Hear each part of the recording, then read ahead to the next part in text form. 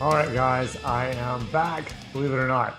I know it's been a while. I've been very busy, so episodes are going to be a little farther in between now than they used to be because I'm shooting quite a lot right now. So trying to squeeze in podcast guests and interviews when I can. But today we're doing Erada Svetlana for a part two.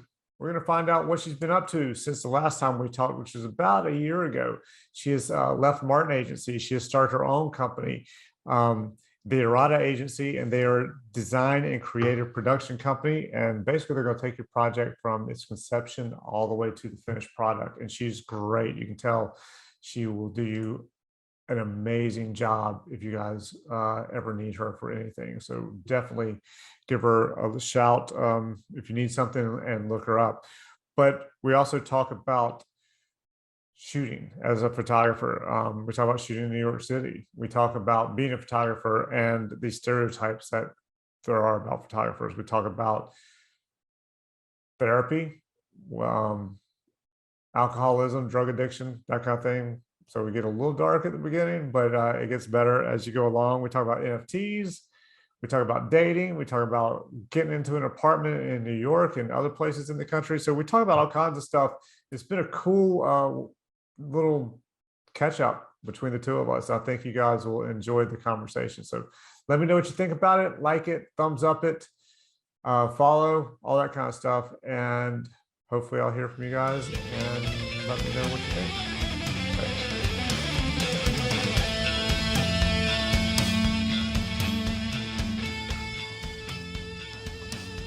Hey, congratulations on your daughter's graduation. Oh, thank you. Thank you. Yeah, I'm sure you're a proud papa. I am. Yeah. She's thinking or trying to go back to grad school.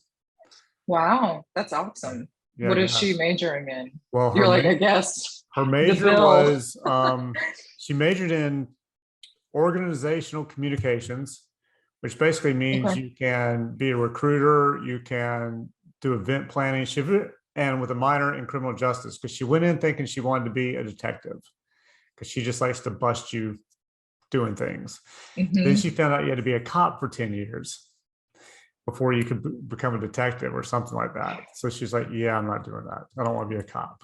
So she wanted to be an event planner. So she thought this would be cool. I could be an event planner. And now, literally, her last semester or her next to last semester. So I guess at the beginning of her senior year, she did a thing where she volunteered at the hospital for the children's hospital, where it was Ryan Seacrest thing.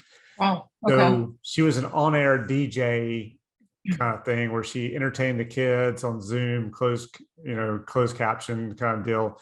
And so she was dancing and entertaining the kids. They get to go to the room and meet some of the kids. So she loved it. So then she decided, I want to go into social work. Hmm. So yeah, now she wants to go back to get her master's in social work. Okay.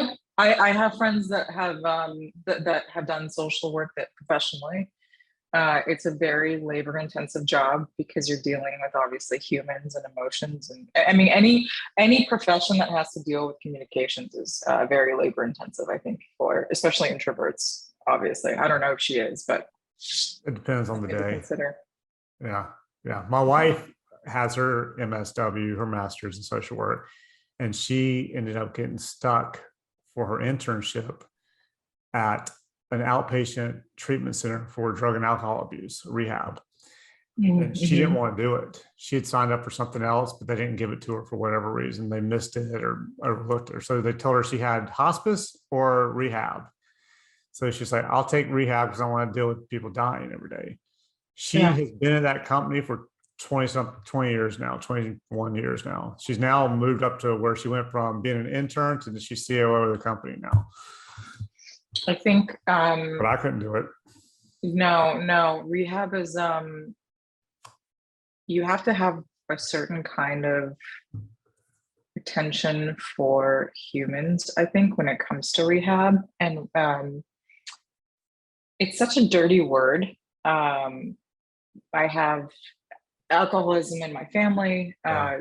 not direct, but like, grandparent kind of stuff. And I know people in my life that I care about who have dealt with addiction, and there's so much shame around it, and it's so unfortunate, but I'm so grateful that there are opportunities out there for people to kind of relearn what it is to function in their life, again, and have a second chance. I just hope that, the people that move on from those places come to a point where they can live without the shame, because I know that a lot of people do still have shame Which I don't around it. understand at this point. So many Yeah. people are addicts and have the addiction that Yeah. they've determined it's a brain thing. It's not necessarily, it's not a fault of yours. Not like you're just some weak person. Right, And right. I think they just need to, I think if people could just accept it and know that there's millions of people out there have the same issue that they do. But Mhm. we did some videos, or I shot some videos for them, and we interviewed past patients and the stories they had before about their lives before they went to rehab, went through therapy, and then their lives after. And it was crazy. But some of the stories these people had.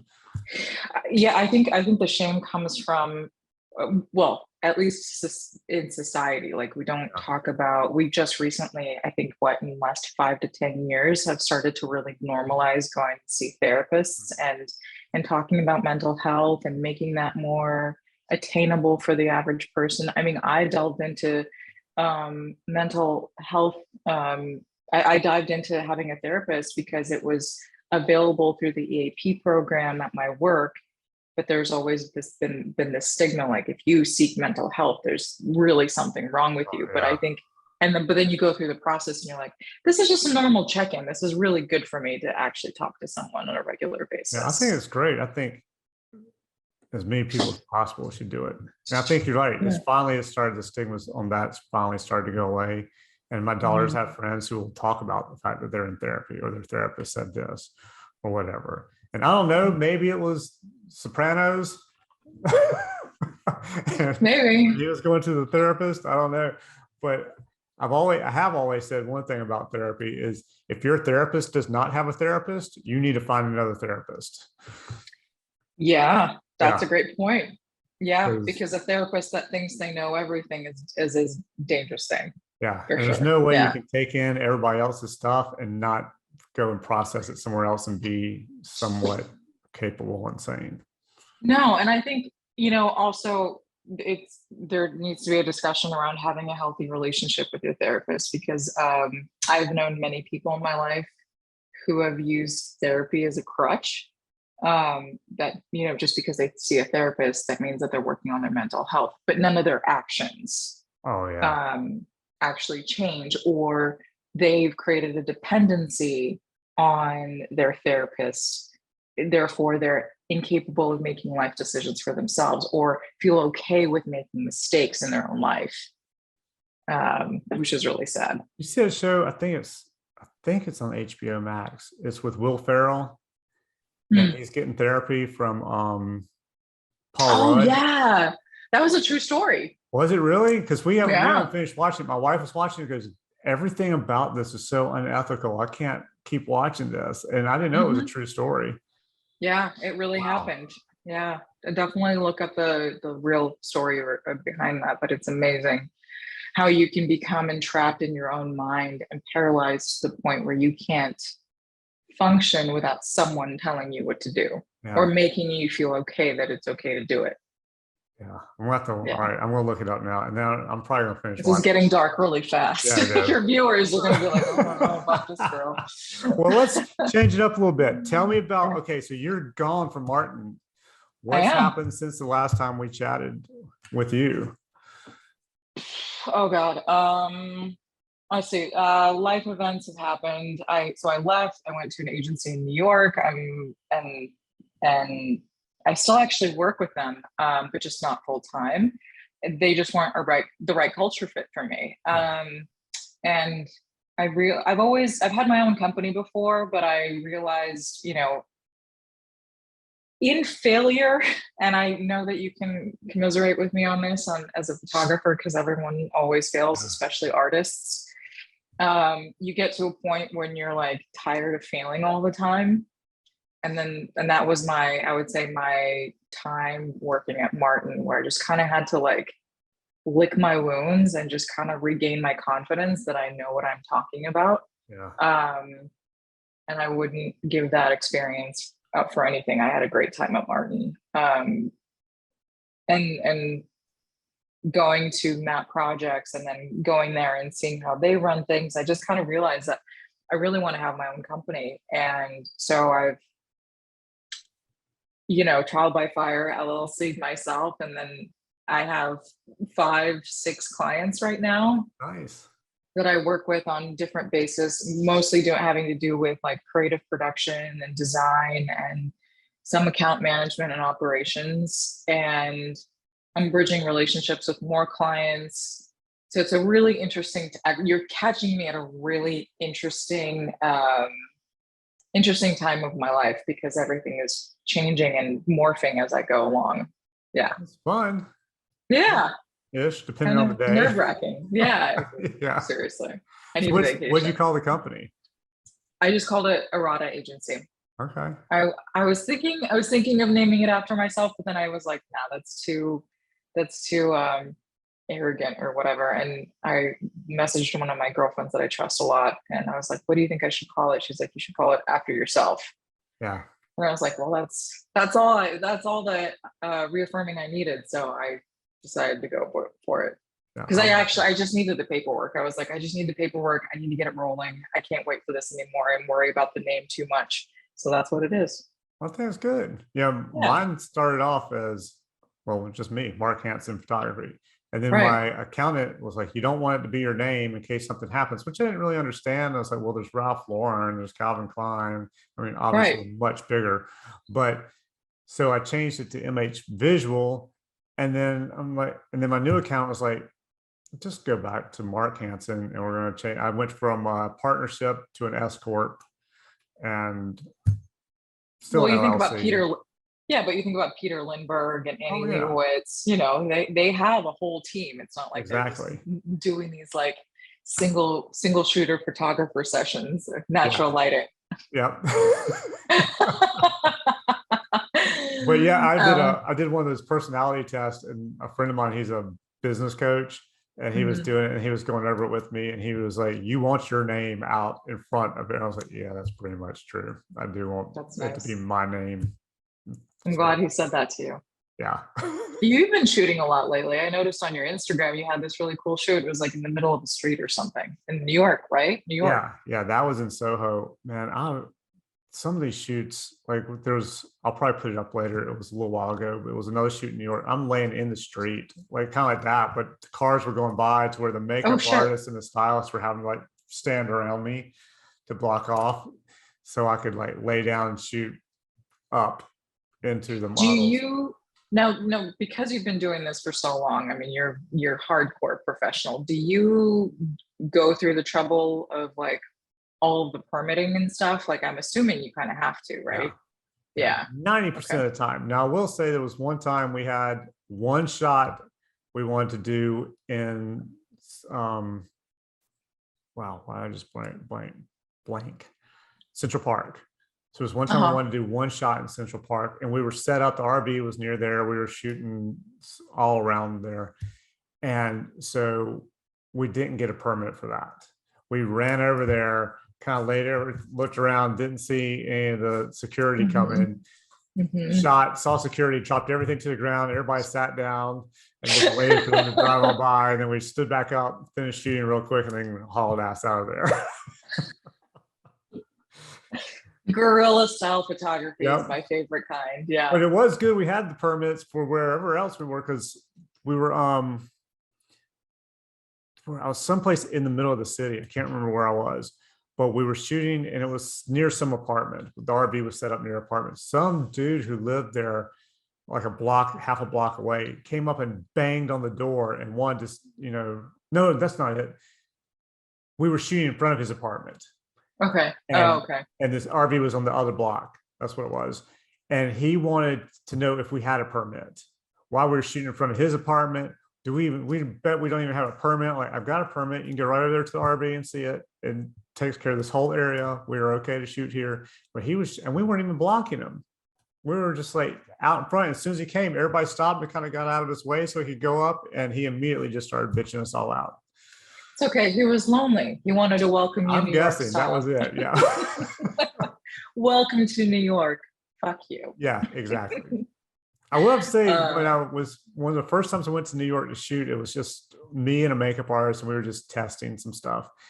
And I wanted to do this shot where there was this girl in this long red dress, kind of flowy, and I want her standing right in the center, not moving, and all the people walking by were going to be blurred out. So I was going to shoot slow shutter speed, blur all the people out. Everybody saw me shooting, walked around, got out of my shot. I was like, this is not the New York I was told it was supposed to be. You people are supposed to not care, be irritated by me, and just walk right through my shot, which is what I wanted. But no, actually, I achieved a shot like that when I was shooting a model. I think it was for Next, but he was in New York, and I had him in a suit, and we were just walking. It was just me and him walking through a crowd, walking at a busy intersection. And I had to walk with him, and I had to lower my camera to my chest almost to just kind of, trying to get a shot of him. And it's still one of my favorite shots. Yeah. But that the only way to grab those shots, I find, is like really inconspicuous, almost like a Vivian Meyer type of situation where like nobody sees it up to your face. It's got to be like chest fight and really unsuspecting, unassuming kind of. Okay. Gorilla. Yeah, I was just irritated. But now you told me, and I've always thought I need to go try it again. And that was 20 something years ago. So, all right, at some point, I'm going to try. Now that I've got the lowdown from you on how to make it happen, I'm going to go. I mean, it's really, just leave the people behind you. And I'm wondering if I actually have it on my website. Yeah, if you got it. See if I can pull it up and share my screen. I do have a new cool camera that I bought. We're going to Greece next week. So I want something I could take on travel. Look at the little flash pops off. It's oh my God, it's so cute. It is the same exact specs as a Leica. That's with the like 24 to 70 zoom on it, but it was about $300 cheaper, and it shoots unbelievably.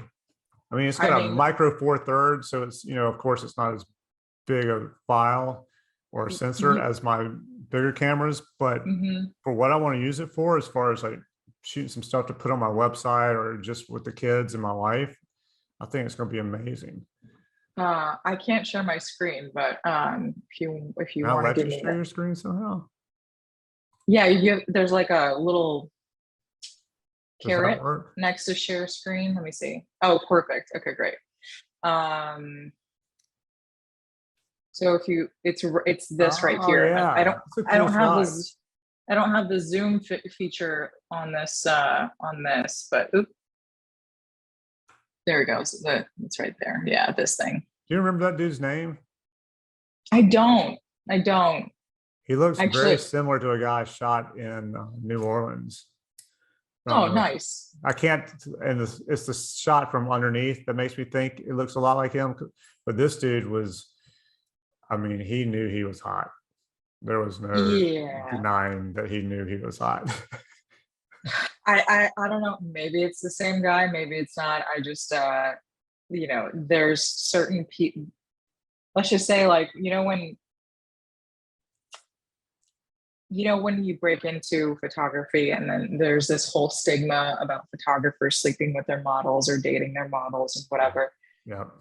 This guy was very forward about wanting to hook up, and I wasn't interested, but he was very, what's the right way to say this? He didn't give up easily. And I mean, nothing happened. We never went on a date. I never returned his advances. I guess that's the adult way to say it. I never returned his advances. But that was one of my very obvious situations where I was like, does he want to sleep with me because I'm a photographer, because he's attracted to me, because it's both? Does he feel like he needs to? I don't know. It was weird, but that was my one and only experience. I would say real experience where, I felt like a dirty photographer, Yeah. but I not haven't, because of anything I did. I haven't put a lot of thought into that. I had one woman when I was doing a lot of test shooting. Mhm. She like changed clothes, like just stripped down right in front of me, like no underwear, nothing on, to change clothes. And I was like, all right. And I was okay with that. My makeup artist like, you can change down the hall. I was like, she's fine, don't worry about it. But she, later we were shooting. I was like, part your lips just a little bit. And she goes, which ones? I went, Oh God. the ones on your face, and let's get this over with. Then I felt dirty. I was like, oh. Were you married at the time? Oh yeah. I was, yeah. So I was like, you got to get out of here. Yeah. I mean, for some women, some people, married people are turned on, That's what a friend of so. mine told me. He's a bass player in a band, and he said as soon as the wedding band went on his finger, it was ridiculous the amount of women who started hitting on him. And I didn't get it. I don't get it, because don't even come close to me.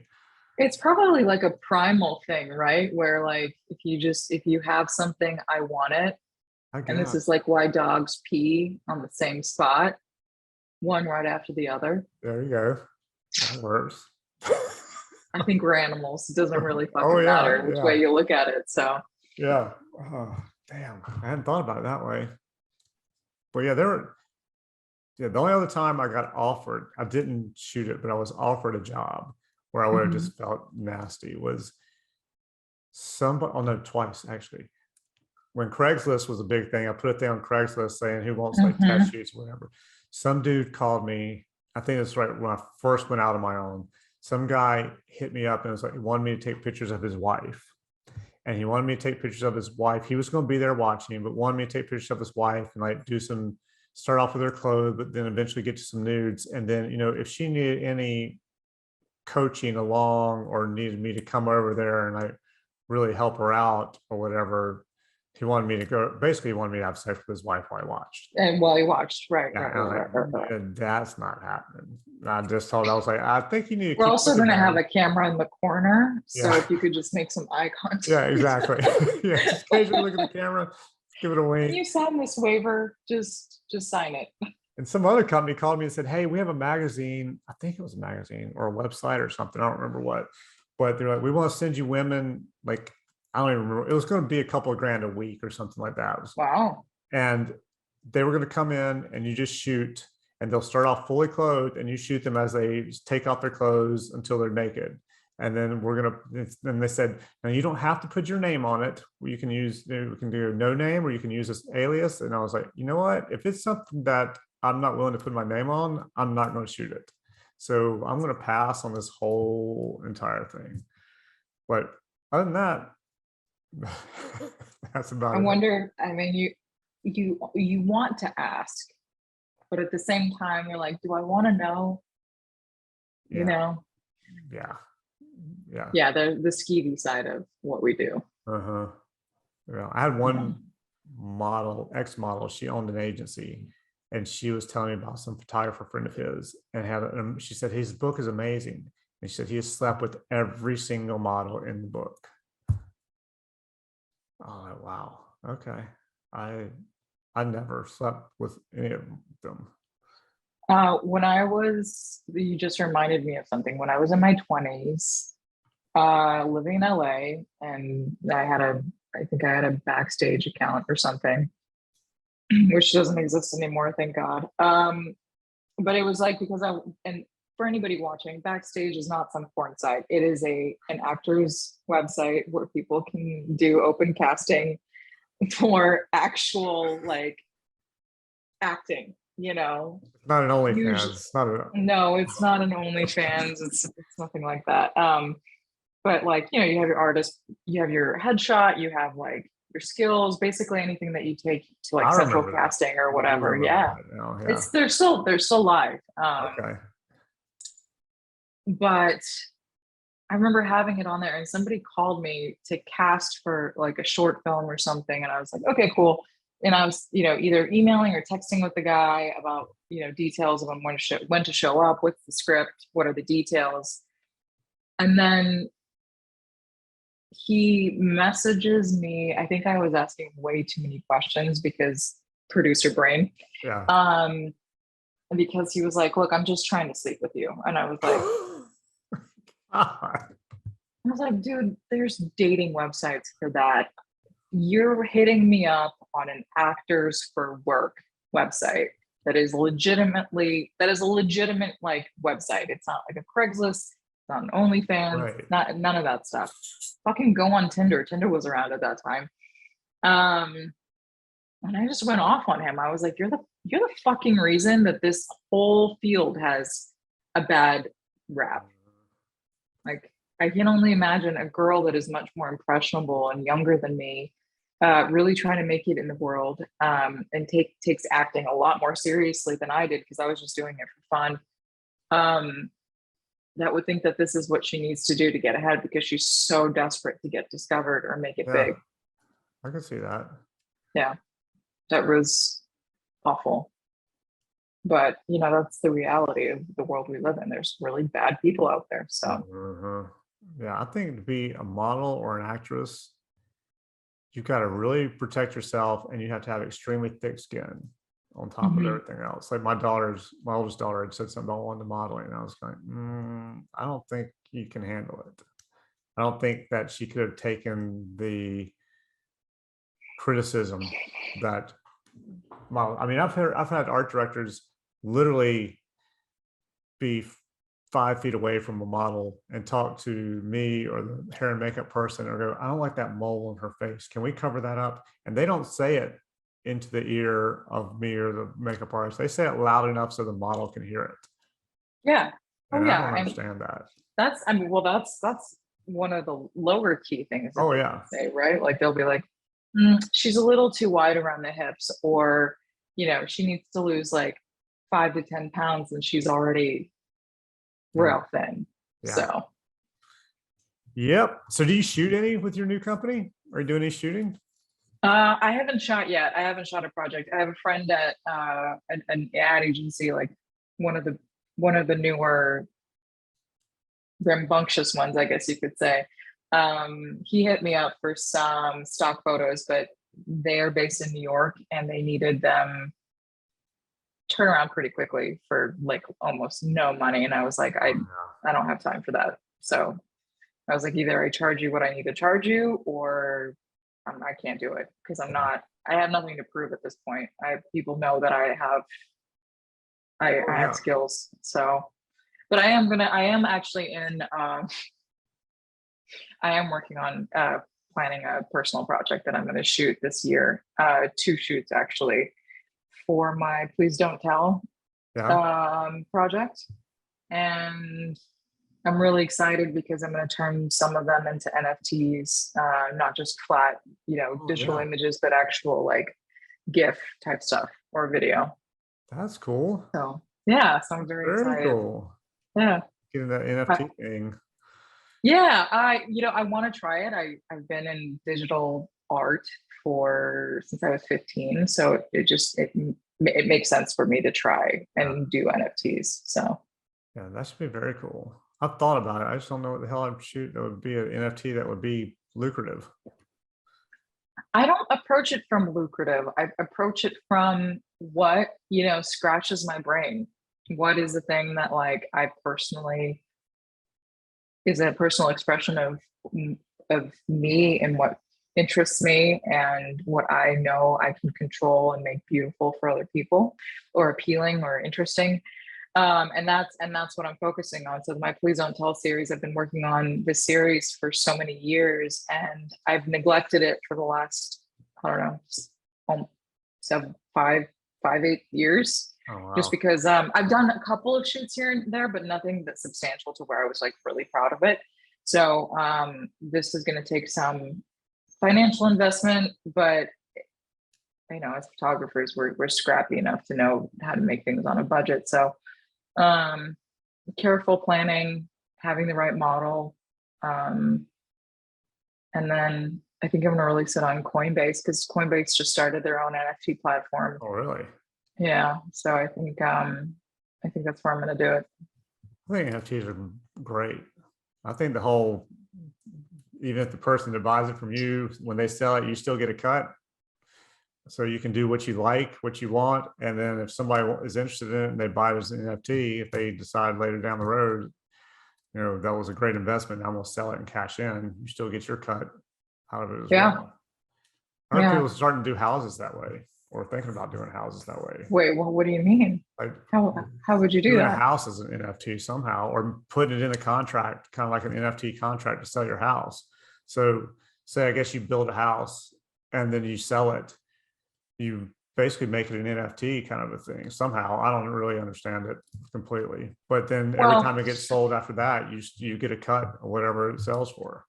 Oh, it's fascinating. I was thinking about it from the perspective of the architect, because of the core NFT profits creators. So if an architect designs a house that looks like unlike any other, right? And it doesn't have to be it doesn't have to be like, Mars, what is it? Oh my God. I don't want to embarrass myself, especially if any architects look at this video. Maybe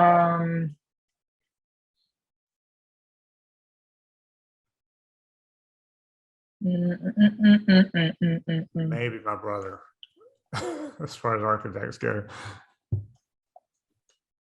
And I had it on my Instagram because in Detroit, it wasn't Albert Kahn. It's not Yamasaki. I'm going to be really annoyed with myself if I don't figure out what the name is. Yeah, no. Mies van der Rohe. God, it's amazing like how you can like get your brain off of a subject and Mies van der Rohe. It doesn't have to be something that unique. Can you hear that? Yeah, what was that? So, every time I hear like a scooter, or every time I hear a scooter or a motorcycle, I think back to South Park and those episodes with the motorcyclists running through town. They're like, is that what that was? It sounded like water falling or something. I couldn't tell. I guess with the visual part. Oh my God. No. It was a scooter. And so an architect rendering, right, so the blueprint, for example, can be an NFT. Yeah, to me that makes more sense than what I'd heard somebody talking about, like selling the house. I mean, the architect part, the blueprints made more sense to me. I think there's too much litigation around the physical construction of buildings, because then you have like contractors and all these other parties in the works. But a blueprint, I think, is definitely something that could be sold as an NFT, because then technically it's in its own form, actually, a way of, I'm gonna close the window. In its own form, a way of like trademarking your work. Yeah, I did hear a rumor that the New York Times sold one of the columns in front of its building as an NFT for like $500,000. I don't understand that either.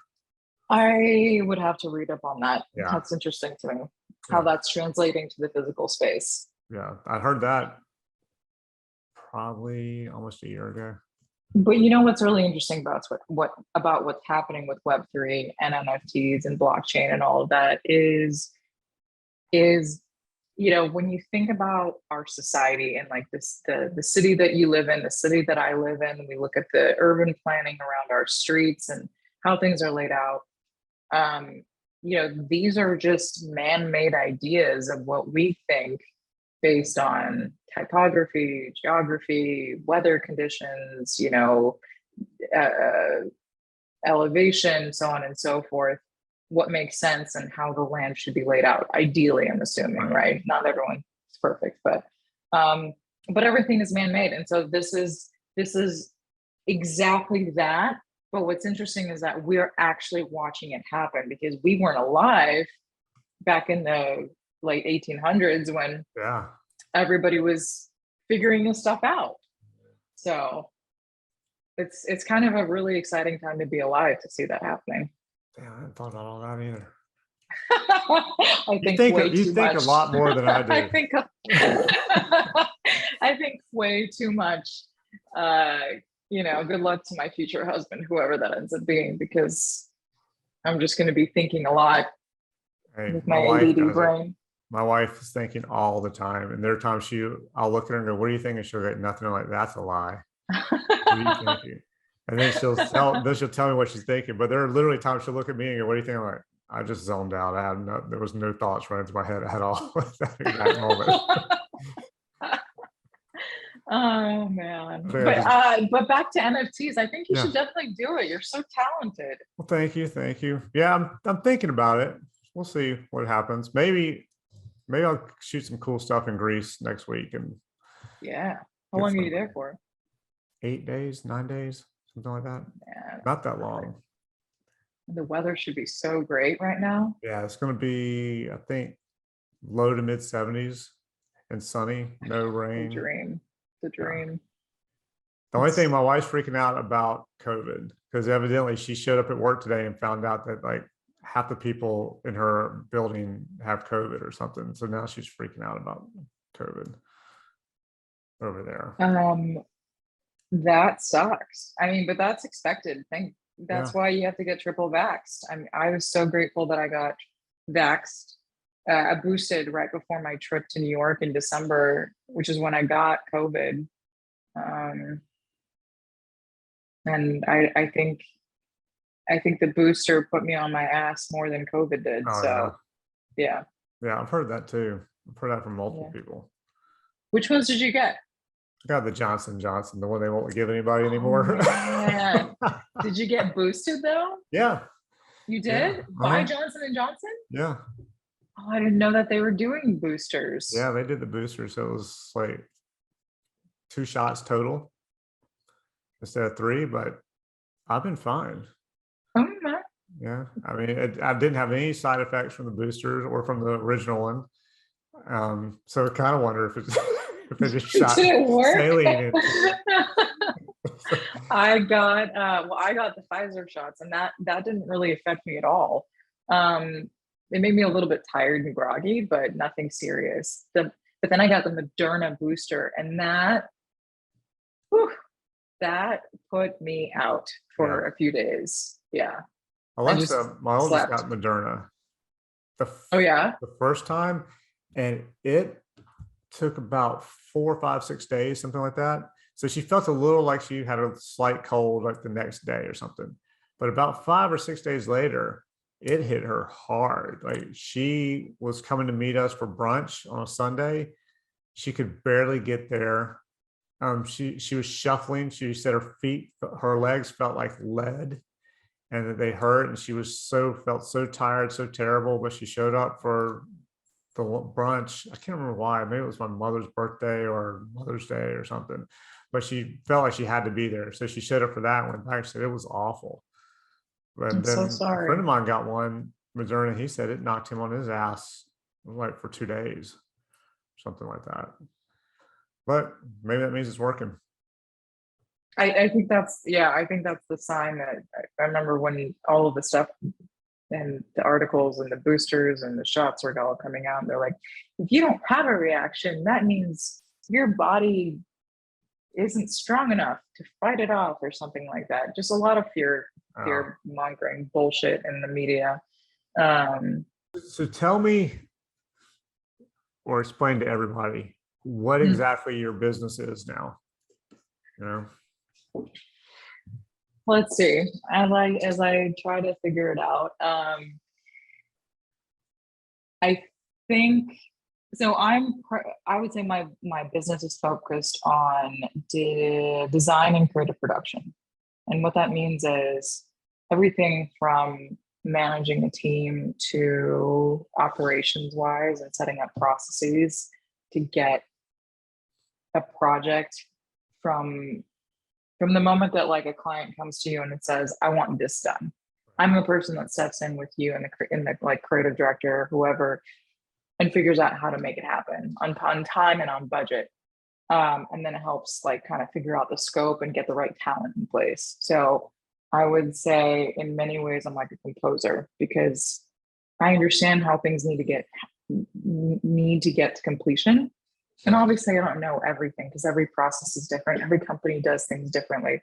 But for the most part, my brain, the way it works, I'm always kind of looking for easier, faster ways to do something. I also believe in hiring people and letting them do their job. What I'm finding a lot of the time is, especially at larger agencies and even small agencies, there's breakdowns in communication. There's sometimes too much process, sometimes not enough. Sometimes the creative director or the CCO of a company is so micromanaging that it paralyzes their team to get anything done as well or on time because they just don't know how to act. Oh yeah. And so me understanding, I'm privileged enough to kind of understand leadership enough to where, and this has been proven to me time and time again, to where people that have reported to me, people that I've managed, have always told me what a great boss I was, and I took that to heart. How much they enjoyed working for me, even when it wasn't perfect, because they understood that I was at least looking out for their best interests and trying to treat them with respect, which is so sad that that is such a that is a thing that is constantly being overlooked in how we treat each other, right? I mean, that's society on its own, but so I've kind of gotten these signs and these positive messages from people about like how they enjoyed working with me, how they enjoy working for me, and appreciate that like if I were to ever have my own agency, they would come work for me. And that's not just designers, that's producers as well. That's great. Yeah, that kind of has pushed me to want to start my own company, because I understand design and creative and all this stuff from a business perspective, from a management perspective. I don't try to overdo it or overthink it. I like to, like I said, hire people to do the job that I know they know how to do, put the people in the right place. Because what I see a lot of the time is, and I don't know if this is something that you've experienced as a photographer, and you probably have, people come to you and they give you inspiration for something that's completely not your style, and they're like, I want this done. And you're like, well, I don't know why you chose me because that's not predominantly what I shoot. Yeah. And then a seasoned photographer like yourself will be like, I'm going to recommend you to someone. Oh yeah, I've tried that multiple times with clients, and for some reason, like about half the time they will take my suggestion and say, okay, thank you. And the other half, they just pound me. And like, no, I want you to shoot it. I'm like, I don't shoot that. Yeah. That's not what I do. Here are 3, 4 other photographers who would be great at shooting that. And they're like, no, I want you to shoot it. So I end up shooting it. And half the time I call a friend who does shoot it and like, all right, I recommended you, but they, for some reason, whatever, can you tell me what to do to shoot this and make it look good? And then they'll tell me, I'll go practice and make it look as good as I can, but still not, I try and get out of it as much as possible. Yeah, no, that's what a professional does. Like there's no point in wasting everyone's time. Like I know when we're starting out as artists and photographers, we don't really want to say no to anything. Yeah. Because we don't know when our next paycheck's going to come in, or the next client will walk in, and everybody has dry spells. And that's a risk we all take as becoming business owners or entrepreneurs or artists. But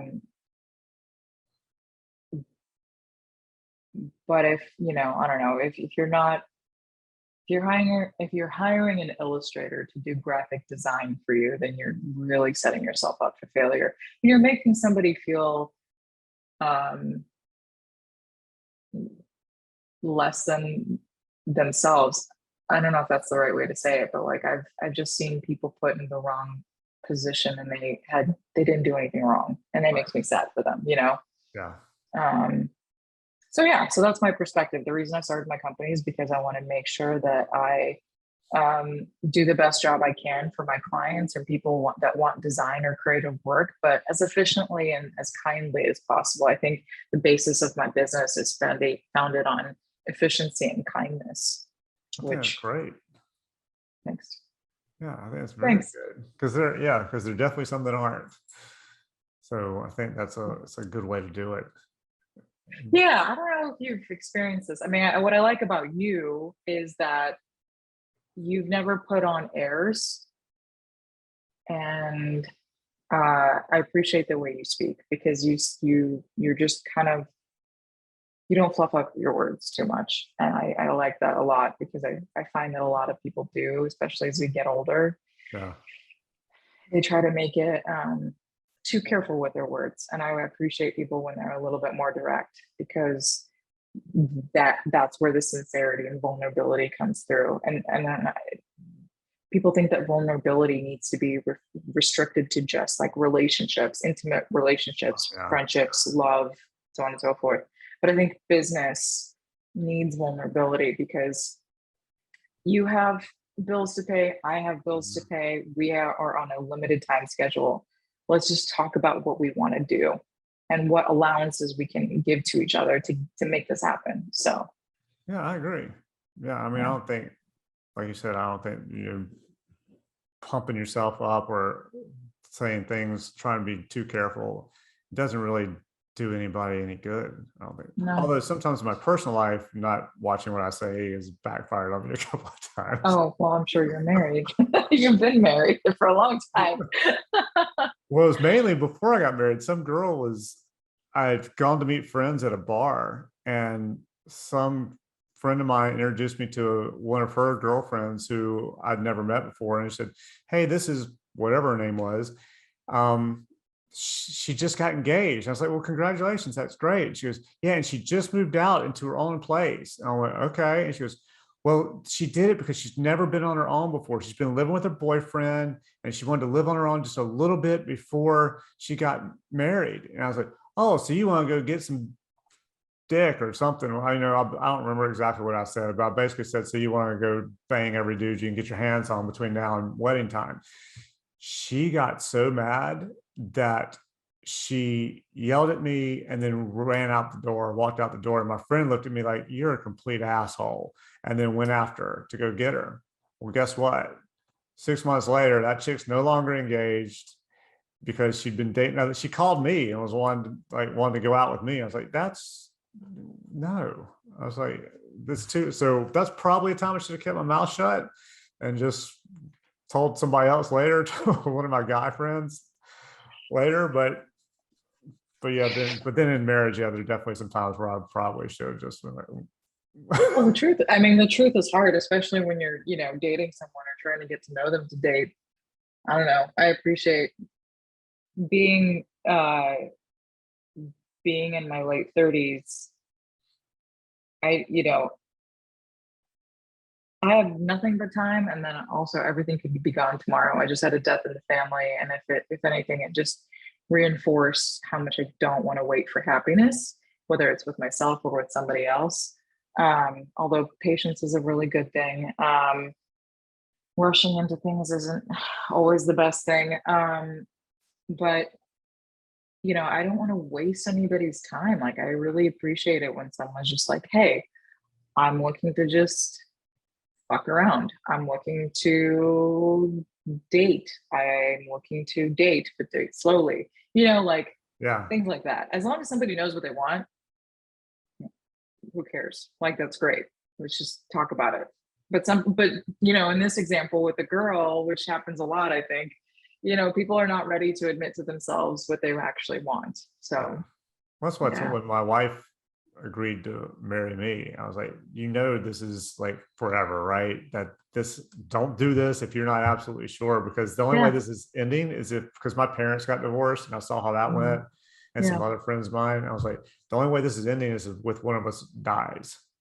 So however that happens, we're not getting divorced. So just understand. She said, okay. And it's been 20, June will be 24 years. It's great. Yeah. So, And you've had your challenges, you know, and oh yeah. nothing's perfect. Yeah. No, My nothing. parents are still married, and I kind of have the same ideal. I don't think there's definitely nothing wrong with marriage, to each their own, but I think that's why I've not gotten married yet. It's not that I've never wanted to, but it just never worked out. Yeah. With the person that I was with, you kind of have this like do or die moment, and you have to ultimately face the reality of like, do I actually want to be tied down to this person for forever or no? And I'm grateful that I didn't do it in my 20s. Oh, me. What? Yeah. If I got married when I was 23, 24 Mm-hmm. to a girl I was dating who I'd been dating for a while at the time, I tell my kids all the time, I was like, don't marry just because you think you have to be married. Because if I'd Yeah. gotten married to her, I'd have either put a shotgun underneath my chin at this point, or I definitely would be divorced. It'd be one of the two. So Yeah. because it was not going to go well, and I knew. So do it when it's right to do it, and don't do it just because you feel like you need it. My brother didn't get married till he was, I think he was 40, 41, something like that. Mm-hmm. Mm-hmm. That sounds normal. That Yeah. actually sounds very normal to me. Yeah. And I have friends who still aren't married, and I think they're happy. So, Yeah. or friends that are married and don't have kids. So I think everybody's got their own thing, and Yeah. you do your thing and you do what works for you. And you don't do something because, oh, well, society says I'm 26 right now and I should be married and have a child or whatever it is. My daughter has a ton of friends. She's 22. She just turned 22. She has multiple friends who either married, just got married, or are engaged. So they're either like 22, 23, 24 in that range, and they're all like, there are a bunch of them getting married or they're engaged. I'm like, don't do that. Oh, that's scary. Yeah. Even if you You think you know, do, give it a while. yeah, I mean, even in my early 30s, I think um I think early 30s is okay, but even in your early 30s, you're still kind of figuring out this whole adult thing, because Oh you don't yeah. really actually start like adulting until your late 20s anyways. Yeah. Yeah. That's Yeah. what I tell both my girls. Like, you have plenty of time. Don't feel like just because you graduated, you have to have your life figured out and know what you want to do. You have Yeah. plenty of time to screw up and try everything you want to try. And then, because you still, I mean, you don't have to worry. Like right now, there's certain things I just can't go out and do because I have a mortgage and I have a wife and I have two children. I can't just go screw. I can't, not like I can go move to New York and live in, a a 600 square foot apartment with everybody and eat peanut butter and jelly sandwiches until, you land the big whatever you're trying to get to. So like, just go have fun right now. Yeah. Yeah. Speaking of, where are you Yeah. living now? Are you still in Richmond? I'm still in Richmond. I'm moving to New York this fall, so I'm excited for that. So I'm not really trying to date anyone unless they're, New York up there based, because Yeah. I don't see the point of investing my time into someone here that I know I'm not gonna be around for. So Yeah. um Are you in New York a but lot? I have been in the last couple of months, Yeah. and I am gonna be out there 4th of July weekend.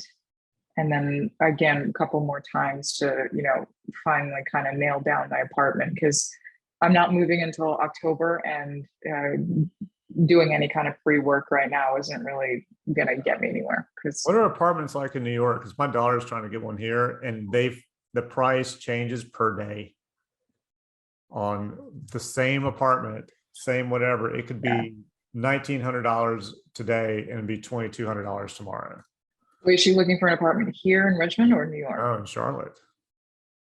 Um, So I didn't know if in New York so, they're doing the same if it's the same kind of deal, or I heard in Atlanta they're doing the same thing.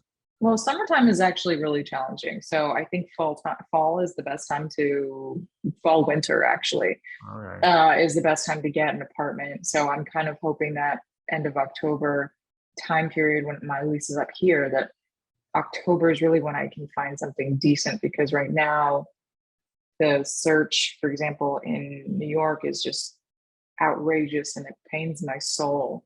I mean, even finding like an apartment, I was just curious and I did look for apartments in New Jersey. Not that I would want to live there as in an apartment, because what's the point of moving up to New York if you're not going to live in New York? But I was just curious around the surrounding area, you know, like I don't really want to live in Queens or anything like that. So Brooklyn or Manhattan is pretty much where I'm going to end up. And the rent prices, and it hurts to say this, for a one bedroom, a studio to a one bedroom is around $3,200 to $2,500 or $3,500 if I want to have a washer in unit. I had a friend want to move out because I think he was paying, when he first went in there, it was like right around $2,000 or less per, and he actually had two apartments because he had one as an office and one as his apartment. When he left, and it was just a studio, there was no one bedroom, it was just a studio. And when he left, it did have a doorman, elevator, all that, but it was $3,500 a month, and it was under, I don't remember what it was, like 600-700 square feet or something. Yeah. Kind of size. Yeah. Yeah. I'm not excited about that at all, but it's something that I know I need to do for myself. Yeah. So I'm looking forward to it. I'm not going to have a roommate. I'm not living with anyone. So it is what it is. I'm sacrificing something for something better. So yeah. Well, that's good. Yeah. Yeah. I feel like you and I could keep talking for forever. Yeah, I do too, but I probably need to run.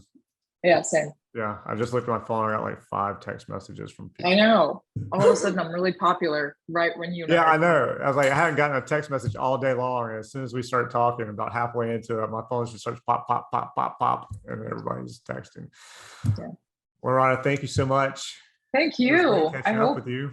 I hope let me know when you publish this. I'll share it on my Twitter and stuff. But I do hope to keep in touch. And if you're in New York, definitely let me know. Yeah, I will. I know I'm going to be up there. I'm trying to get up there in July, but yeah, once you move up there or whatever, I'll be back too. So yeah, I'll be in Soho up there, a lot. so we're going to be up there a lot more. You're going to be in Soho a lot? Yeah. Yeah, I there's a co-working space I like to go to, so I'll be there. Yeah. Yeah, I love that area. I never get down there. Normally, if I'm in New York right now, I am like meetings out, or shoot and get out. So I rarely hang out in Soho. Oh, okay. Well, yeah, it's called the Mullen. I'll send a link to you later, but it's great. It has a beautiful interior. I think you'd like it and be inspired as a photographer. Yeah. Sweet. Sounds cool. Good. All right. I'll see you soon. Okay. Bye.